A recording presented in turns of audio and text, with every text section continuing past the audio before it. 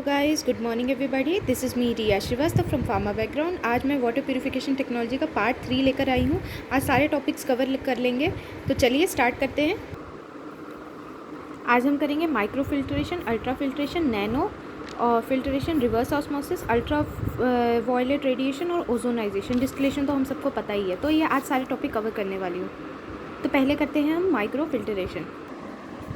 देखो, micro filtration के अंदर क्या होता है कि बहुत सारे जो हैं हमारे हॉलो फाइबर्स जो हैं वो प्रेजेंट होते हैं एक ही वेसल्स के अंदर। ठीक है, तो ये क्या है, हमारा वेसल है और ये क्या है, हमारा हॉलो फाइबर्स है बहुत सारे। ठीक है, और ये हॉलो फाइबर्स का जो आउटर स्किन है वो 0.4 माइक्रोन का होता है। मतलब इतना छोटा कि ह्यूमन हेयर के विड्थ से भी 300 गुना कम। ठीक है, 300 गुना कम होता है ह्यूमन हेयर से भी। ठीक है, और अब ये क्या करेंगे, जितने भी माइक्रोस्कोपिक पार्टिकल्स होते हैं जैसे कि पैरासाइट्स हो गया, इनऑर्गेनिक पार्टिकल्स हो गया, बैक्टीरिया, ये सबको क्या करते हैं, रिमूव करते हैं। ठीक है, और ये माइक्रो फिल्ट्रेशन जो है as a pre treatment use किया जाता है for the reverse osmosis process and ultra filtration process के थ्रू। ठीक है, जो ये पार्टिकल्स यानी जो ये माइक्रोस्कोपिक पार्टिकल तो निकाल रहे हैं, लेकिन इससे भी ज़्यादा जो टाइनी माइक्रोस्कोपिक पार्टिकल्स होते हैं, जैसे कि एग्जाम्पल के तौर पे आप ले लें एटॉमिक और आयनिक मटेरियल, जैसे वायरसेस हो गया, डिज़ोल्व सॉलिड हो गया, ठीक है, नेचुरल ऑर्गेनिक मैटर हो गया, ये सब जो निकाल नहीं पाता है वो हम किसके थ्रू करेंगे, रिवर्स ऑस्मोसिस और अल्ट्रा फिल्ट्रेशन के थ्रू करेंगे। ठीक है, इतना समझ आ गया आप लोगों को। ठीक है, ये देखो, ये मेम्ब्रेन भी मैंने बनाया हुआ है ये, और ये क्रॉस फ्लो के डायरेक्शन, क्रॉस फ्लो फिल्ट्रेशन है। मतलब फीड वाटर को जो है हम हॉरिजॉन्टली पास करवाएंगे। ठीक है, और ये परमिएट जो है यानी प्योर वाटर जो है वो हम नीचे की ओर एंड से निकाल लेंगे, और जो रेटिनेट है यानी जो कंसनट्रेटेड सोल्यूशन है वो हॉरिजॉन्टली जो है हम एक्सट्रैक्ट आउट कर देंगे। परमिएट जो है वो नीचे के एंड से करेंगे, और जो रेटिनेट है यानी कंसनट्रेटेड सोल्यूशन है वो हम इस डायरेक्शन से ले लेंगे हॉरिजॉन्टली। ठीक है, अब बैक पल्सिंग क्या होता है, ये क्या है, फिजिकल क्लीनिंग होता है, मेथड होता है, जो कि नॉन एडहेसिव पार्टिकुलेट मैटर होते हैं, जो मतलब इधर उधर घूम रहे होते हैं इधर पार्टिकुलेट, उनको क्या करता है, रिमूव कर देता है। ठीक है, और ये बहुत सारी इंडस्ट्रीज़ में यूज़ किया जाता है। तो अब हम देखते हैं अल्ट्रा फिल्ट्रेशन टेक्निक कैसे की जाती है। देखो, इसके अंदर क्या है, ये है हमारा फिल्टरेशन टैंक। क्या है ये, हमारा फिल्टरेशन टैंक। ठीक है, इसके अंदर क्या है, फीड वाटर जो है वो हम इंजेक्ट करेंगे। ठीक है, इस ट्यूब के थ्रू, इस एंड से जब हम फीड वाटर इंजेक्ट करते हैं तो क्या होता है कि ये हॉलो फाइबर्स के अंदर जो है ट्रैवल करना शुरू कर देता है। और जब ये ट्रैवल्स करता है, ठीक है, जो इम्प्योर वाटर के अंदर यानी फीड वाटर के अंदर हमारे पार्टिकुलेट मैटर है वो यहाँ पे उसके हॉलो फाइबर के इनसाइड ही स्टिक कर जाते हैं, और बदले में हमें क्या मिलता है, प्योर वाटर। ये ब्लू कलर का आप देख रहे हैं, तो ये क्या है, हमारा प्योर वाटर। और यही प्योर वाटर जो है वो पास होता होता कहाँ चला जाएगा, सेंट्रल परमिएट कलेक्टर के अंदर, ये यहाँ पे चला जाएगा। और this pure water will goes through the top nozzle and will collected in the container। ठीक है, which contains the pure water. ठीक है, सेंट्रल परमिएट कलेक्टर से होता होता टॉप नोजल से आएगा और कंटेनर में कलेक्ट हो जाएगा। So this is the whole process. ठीक है, मतलब इन टू आउट प्रोसेस है। ठीक है, पहले फीड वाटर को हम एक एंड से जो है इनलेट करवाते हैं, और ये फिर कार्टिलेज फाइबर्स के अंदर ट्रैवल करता है, और फिर पार्टिकुलेट मैटर वहीं पे इनर स्किन में जो है अधेर कर जाता है, और प्योर वाटर जो है वो हमारा बाहर आके सेंट्रल परमिएट कलेक्टर में जो है जमा हो जाता है, और फिर टॉप नोजल के थ्रू कंटेनर में निकाल लिया जाता है। बस इतना सा प्रोसेस है। अब इसकी बैक वॉशिंग कैसे होगी ये बता देती हूँ। देखिए, 4 तरह के प्रोसेस है जो इधर हो रहे हैं। पहले जो होगा वो फॉरवर्ड फ्लश ए होगा। इसके अंदर क्या है, इस एंड से हम, इस ट्यूब से हम फीड वाटर पास कराएंगे। ठीक है, और ये इन टू इन प्रोसेस है। जब ये फीड वाटर पास होता है तो ये हॉलो फाइबर्स के अंदर ही जो है ट्रैवल करता है। ठीक है, it will run around the hollow fibres, और जितने भी पार्टिकुलेट मैटर, ठीक है, जो इम्प्योर वाटर की वजह से एक्यूमुलेट हुए थे वो क्या हो जाते हैं, वॉश आउट हो जाते हैं, और this feed water will goes to the top direction and will collected in the draining system. ठीक है, और ड्रेन किया जाता है। ठीक है, इन टू इन प्रोसेस है। फीड वाटर एंटर किया, इसमें हॉलो फाइबर्स के थ्रू जो है हमारा वाटर जो है पास करवाया। ठीक है, और जितने भी पार्टिकुलेट मैटर जो अधेर थे, ठीक है, वो विल गो आउट। ठीक है, and will collected into the drain system. ठीक है, ये हो गया फॉरवर्ड फ्लश ए। ठीक है, देखो पेंसिल से मैंने बनाया है बैक फ्लश, ऐसे फीड वाटर से पास होता होता ये पंप होगा, ठीक है। पंप के थ्रू जो है वो फिर इनलेट में जाएगा, ठीक है। This inlet will leads the water into the hollow fibres, ठीक है। ये हॉलो फाइबर से पास आउट होता होता कहाँ जाएगा, यूएफ रॉ वाटर के आउटलेट से, और ये टॉप ड्रेन में कलेक्ट हो जाएगा। बस इतनी सी बात है जो हो रही है इसके अंदर। ओके, इतना समझ आ गया। अब देख लो ये टॉप ड्रेन कैसे होगा, ठीक है। इसमें क्या है, ये आउट टू इन प्रोसेस है। मतलब क्या है, जब हम इसमें, और इसमें हम पास कौन सा वाटर करवाएंगे, वो है बैक वॉश वाटर, ठीक है। ये बैक वॉश वाटर पास करवाते हैं, ठीक है। ये बैक वॉश वाटर एंटर करता है, और ये आप देख सकते हैं स्क्रीन पे, जब ये एंटर करता है तो ये आउट टू इन प्रोसेस, मतलब ये जो बाहर का जो है वो बाहर से अंदर के मेम्ब्रेन के अंदर एंटर हो रहा है, और जितने भी पार्टिकुलेट्स प्रेजेंट है वो हटा रहा है, ठीक है। And similarly it will goes out, ठीक है, and will be extracted in drainage system, ठीक है। इतना समझ आ गया। देखो अब ये इसका भी देख लो, ये देखो मैंने टॉप ड्रेन जो है वो ब्लू कलर के पेन से बनाया है। बैक वॉश वाटर जो है पास होता है पंप के थ्रू, जो है इसको प्रेशराइज किया जाता है, और फिर ये कार्ट्रिज के थ्रू पास होता बाहर से अंदर जाता है कार्ट्रिज के, ठीक है।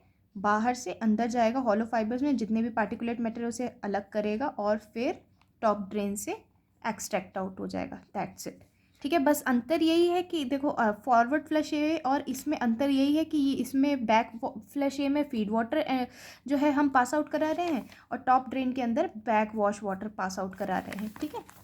समझ आ रहा है, ठीक है। अच्छा, अब इसके अंदर क्या है कि बैक वॉश वाटर जो है वो बॉटम ड्रेन के थ्रू जो है वो कहाँ आएगा, नीचे की ओर आएगा, और किधर पास कर जाएगा, यहाँ पास कर जाएगा, ठीक है। ये हो रहा है इसके अंदर, और बॉटम ड्रेन के अंदर जो है वो कलेक्ट कर लेता है, ठीक है। ये जो हम टॉप ड्रेन देख रहे थे ये अप साइड जा रहा था, और ये हम देख रहे हैं बैक वॉश वाटर जो है वो डाउनवर्ड्स जा रहा है। इससे आपको क्लियर हो जाएगा। देखो बॉटम ड्रेन का मैंने बनाया है, ठीक है। बैक वॉश वाटर गया, ठीक है, और ये क्या कार्ट्रिज फाइबर से पास होता होता, ठीक है, इसके अंदर जा रहा है। इसके अंदर आउट टू इन प्रोसेस दोनों ही है, लेकिन क्या है, अब टॉप वाला है वो अप साइड जाएगा, डाउन वाला है तो वो डाउनवर्ड साइड जाएगा, ठीक है। ये होता होता अंदर जा रहा है, और ये अंदर गया, और ये फिर इस ट्यूब के थ्रू पंप आउट हुआ और बॉटम ड्रेन में कलेक्ट हो गया, ठीक है। This is how it is going on.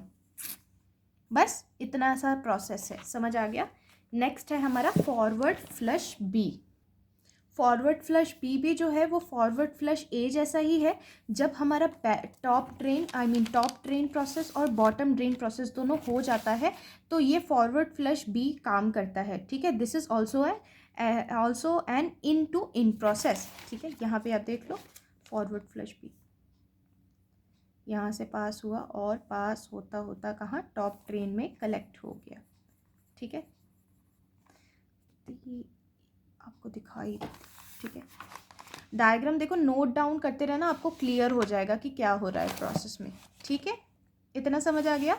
Next, nano filtration से क्या होगा कि जो वाटर है वो क्या है, बहुत तेज़ी से इसमें प्रेशराइज किया जाता है, ठीक है।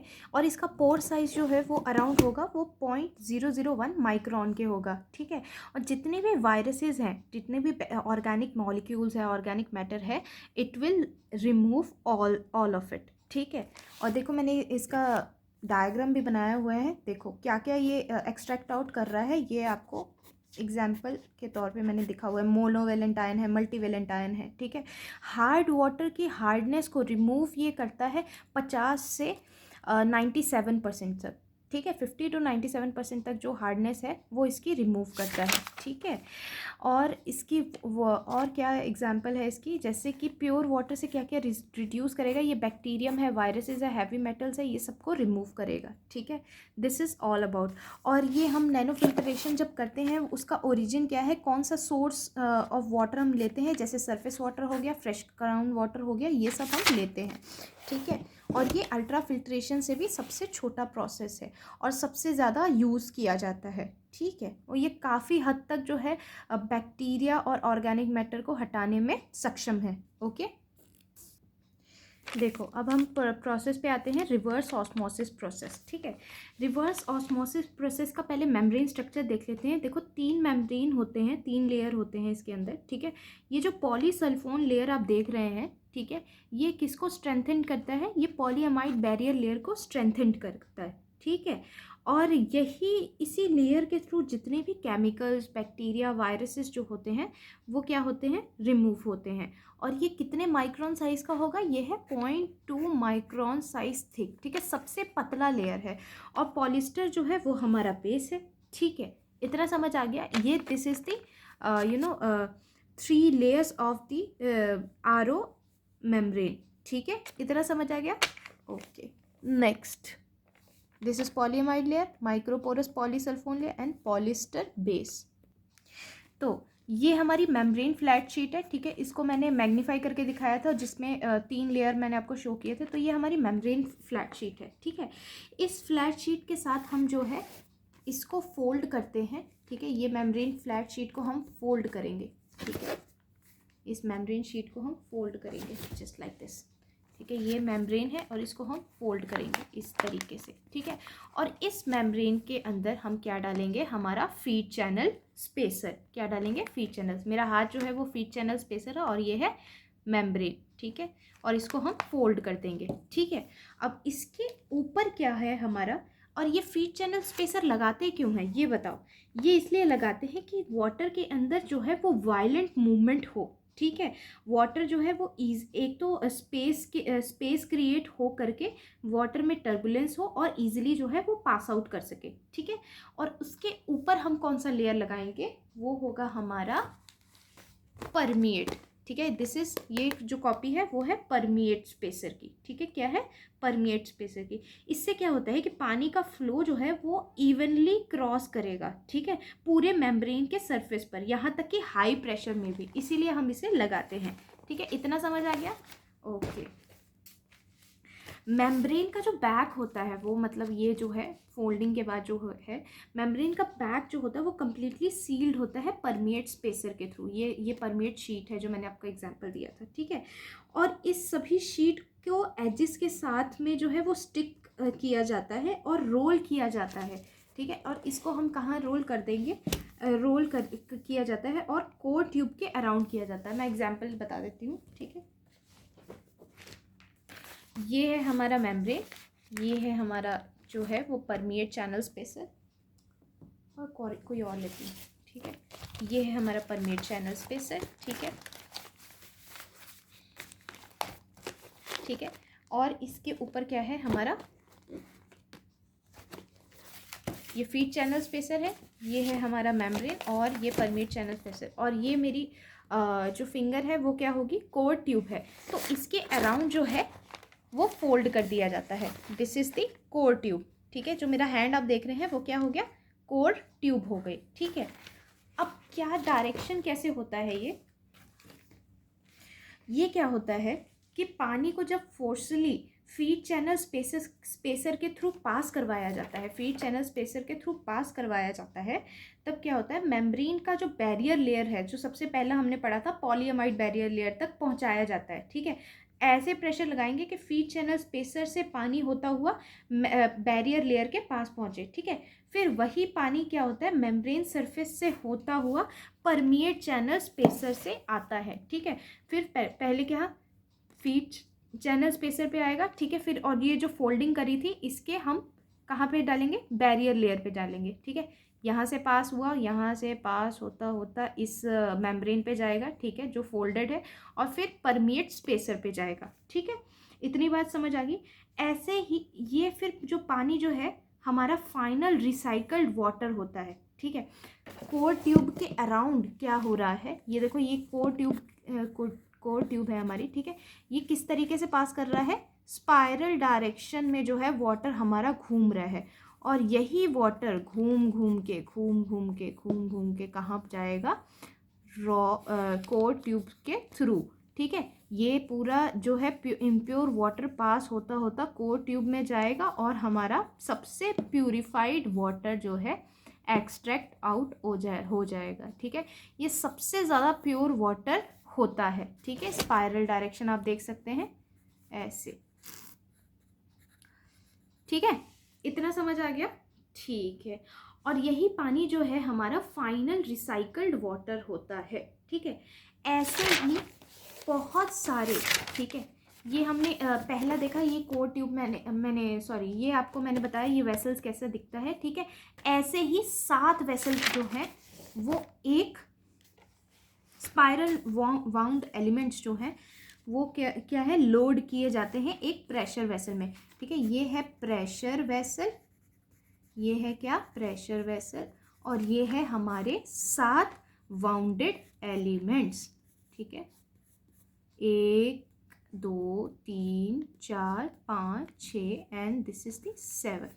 ठीक है, और इसी के अंदर हमारा ये कहाँ जो है वो मतलब शील्डेड है, वो प्रेशर वेसल के अंदर शील्डेड है। ठीक है, अब एक एंड में जो है अडेप्टर कनेक्ट किया जाता है इसके लास्ट एलिमेंट के साथ, ये अडेप्टर जो है वो लास्ट में देन, और प्रेशर वेसल को जो है वो सील कर दिया जाता है, फिर इसको सील कर दिया जाएगा। ठीक है, सील कर दिया जाएगा। अडेप्टर क्यों है, ताकि इलेक्ट्रिक पोटेंशियल जो है वो अप्लाई किया जा सकते हैं, अडेप्टर को तो हमें पता है। ठीक है, फीड वाटर को पंप किया जाएगा हाई प्रेशर पर, जब पानी पास करेगा मेम्ब्रेन के थ्रू, तब बैक्टीरिया, सॉल्ट एंड वायरसेस वहीं पर रिटेन हो जाते हैं। ठीक है, इतना समझ आ गया। हाई प्रेशर से इसीलिए किया जाता है कि बैक्टीरिया, सॉल्ट और वायरसेस जो है वो बाहर निकल जाए। अब इतना समझ आ गया। तो अब जो कंसंट्रेट है और रिजेक्टेड वाटर होगा वो दूसरे स्टेज में जाता है। ठीक है, ये है हमारा पहला, ये है हमारा दूसरा, और ये है हमारा तीसरा। ठीक है, इधर है हमारा पहला स्टेज, और ये दूसरा स्टेज, और ये थर्ड स्टेज। ठीक है, फिर जो सेकेंड स्टेज में वाटर, प्योर वाटर हम एक्सट्रैक्ट करते हैं, फिर वो बाकी का कॉन्सेंट्रेट किधर जाता है, थर्ड वाटर। मतलब यहाँ पे क्या है, पहले स्टेज में हम देखेंगे सबसे ज़्यादा जो प्योर वाटर है वो एक्सट्रैक्ट कर लेगा।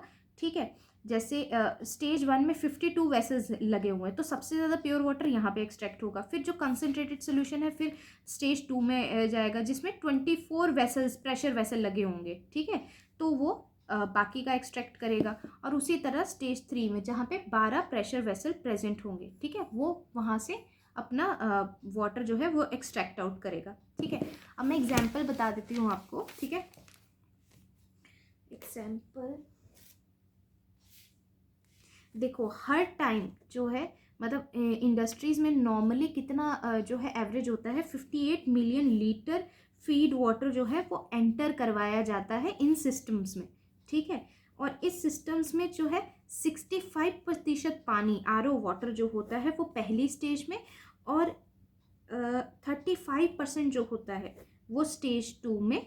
ठीक है, और 5% जो होगा वो कहाँ, स्टेज 3 में एक्सट्रैक्ट आउट कर दिया जाता है। ठीक है, अब इतना, अब इसको जोड़ोगे तो अब आपको पता चल जाएगा 80% जो है हमारा वाटर वो इसमें रिकवर हो जाता है, और बाकी का जो है वो 20% जो है वो हमारा कॉन्सेंट्रेटेड सोल्यूशन होगा। ठीक है, सिमिलरली इसमें 58 आउट ऑफ 50 मिलियन जो वाटर है हमारा एवरीडे वाटर होगा, जिसे हम पीने के पानी के लिए और बाकी एनालिटिकल मेथड परफॉर्म करने के लिए यूज़ कर सकते हैं। और बाकी का 8 मिलियन जो होता है वो क्या होता है, हमारा कॉन्सेंट्रेटेड सोल्यूशन। ठीक है, जो कि वाटर ट्रीटमेंट प्लांट में जो है वाटर ट्रीटमेंट प्लांट में ट्रीट करते हैं, और ओशियंस के अंदर हम इसे रिलीज कर देते हैं। ठीक है, इतना समझ आ गया,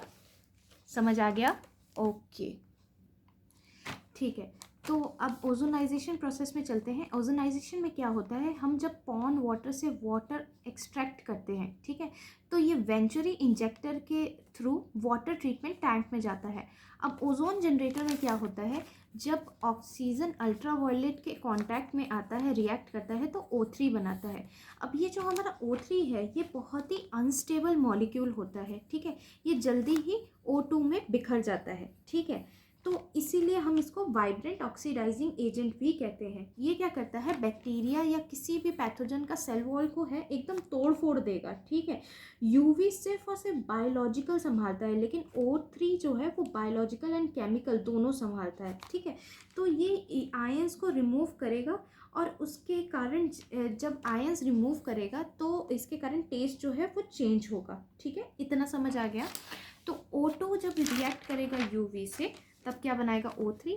अब जब ये वाटर जो है वो वेंचुरी इंजेक्टर के थ्रू वाटर ट्रीटमेंट टैंक में जाता है, तो O3 और इम्प्योर वाटर के अंदर का जो बैक्टीरिया होता है उसको उस प्रोसेस में जब O3 बैक्टीरिया के सेल वॉल को तोड़ता है, उसको मारता है, तो उसे हम क्या कहेंगे, कांटेक्ट टाइम कहेंगे, ठीक है। और ये वाटर ट्रीटमेंट टैंक्स के थ्रू जाता जाता प्रेशर टैंक में जाता है, ठीक है। जैसे इसके अंदर किसी भी तरह का गैशियस मटेरियल प्रेजेंट है तो ये प्रेशर टैंक जो है वो पूरी तरह से डिस्ट्रॉय कर देगा। क्या कर देगा, पूरी तरह से डिस्ट्रॉय, ठीक है। अब डीगैसिफिकेशन तो हो गई, ठीक है। उससे पहले आता है डीगैसिफिकेशन। आई एम सॉरी, मैं प्रेशर टैंक में बता रही हूँ, डीगैसिफिकेशन आता है, ठीक है। अब इसका सब कुछ हो गया, लेकिन कभी कभी क्या होता है कि ओजोन जो है वो मेटल ऑक्साइड के साथ रिएक्ट करके इनसॉल्युबल मेटल ऑक्साइड बनाता है। तो इसके लिए हमें पोस्ट फिल्टरेशन प्रोसेस की बहुत ज़्यादा ज़रूरत होती है। And post filtration process will be perform by the automatic filtration, ठीक है। और जो वाटर पास आउट होगा वो प्रेशर टैंक के थ्रू पास आउट होगा। ऑटोमेटिक फिल्टरेशन के अंदर जो है वो एक्टिवेटेड कार्बन होते हैं जो फिल्टरेशन के प्रोसेस को करते हैं, जिसके अंदर इनसॉल्युबल मेटल ऑक्साइड है उसको रिमूव कर देंगे और बाद में हमारा जो है वो फिल्टरेशन वाटर आ जाता है, ठीक है। और ये फर्टिलाइज़र न्यूट्रलाइज़र भी होता है। ये यूरिया के एलिमेंट को ब्रेक करेगा जो खेतों में ज़्यादा हो गए हैं। अब किसी की भी ज़्यादा मात्रा ऑब्वियसली बात है डेंजरस होती है, तो इसीलिए ये एज अ फर्टिलाइज़र न्यूट्रलाइज़र की तरह भी काम करता है। ओजोन का हाफ लाइफ नहीं है लंबा, तो हम लोग क्या करेंगे, तो ओजोन तुरंत बनाकर वाटर टैंक में डालना पड़ता है, ठीक है। ओजोन जैसे ही इसके अंदर बना वैसे ही वाटर ट्रीटमेंट टैंक के अंदर डालना होगा ताकि ये इम्प्योर वाटर के बैक्टीरिया के साथ जो है वो रिएक्ट करे, उनके सेल वॉल को तोड़े फोड़े और बाकी प्योर वाटर जो है वो हम एक्सट्रैक्ट आउट कर लें, ठीक है। इतना समझ आ गया। जैसे ओजोन जो है वो कोगुलेशन में भी हेल्प करेगा, जैसे मेटल या बाकी कंपोनेंट से बॉन्ड करके उसे बड़ा कर देता है, ठीक है। ये मेटल और बाकी कंपोनेंट से क्या करेगा, बॉन्डिंग करके उसे बड़ा कर देता है। माइक्रो ऑर्गेनिज्म के स्ट्रक्चर को तोड़ करके उसे कोगुलेट कर देगा, इसीलिए इसे अर्ली स्टेज में दिया जाता है, ठीक है। इतना समझ आ गया, ओके। अच्छा, जो यूवी लाइट होता है वो कितने नैनोमीटर पे होना चाहिए, 185 नैनोमीटर पे होना चाहिए, ठीक है, ओके।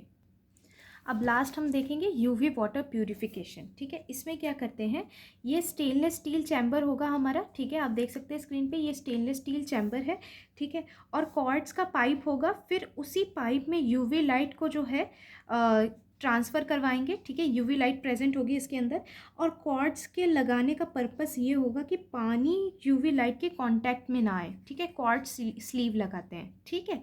इतना समझ आ गया।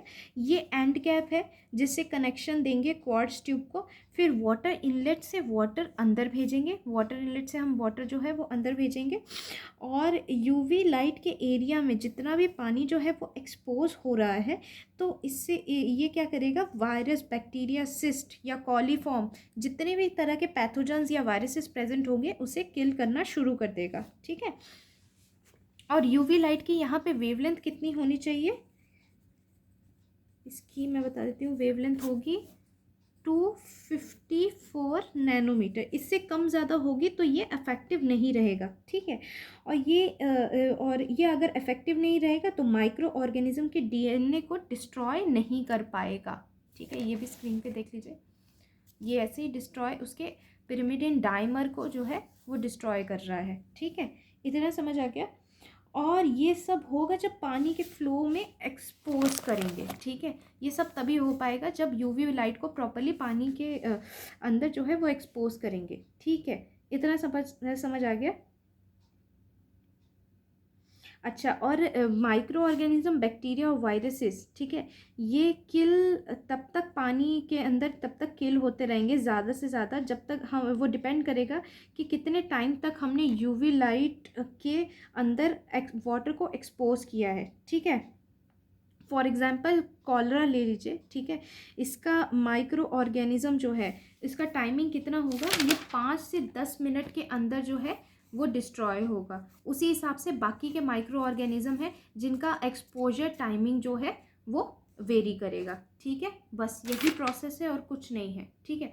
ये एडवांटेजेस क्या है, 99.99% माइक्रो ऑर्गेनिज्म को जो है डिस्ट्रॉय करता है, इन्वायरमेंट फ्रेंडली है, कॉस्ट इफेक्टिव है, ठीक है, केमिकल फ्री है, इसके अंदर मेंटेनेंस करने की ज़रूरत नहीं पड़ती और टेस्ट में किसी भी तरह का चेंजेस नहीं आता है, ठीक है। तो आज के लिए इतना ही। Thank you so much guys, ठीक है, फॉर लाइकिंग माय वीडियो।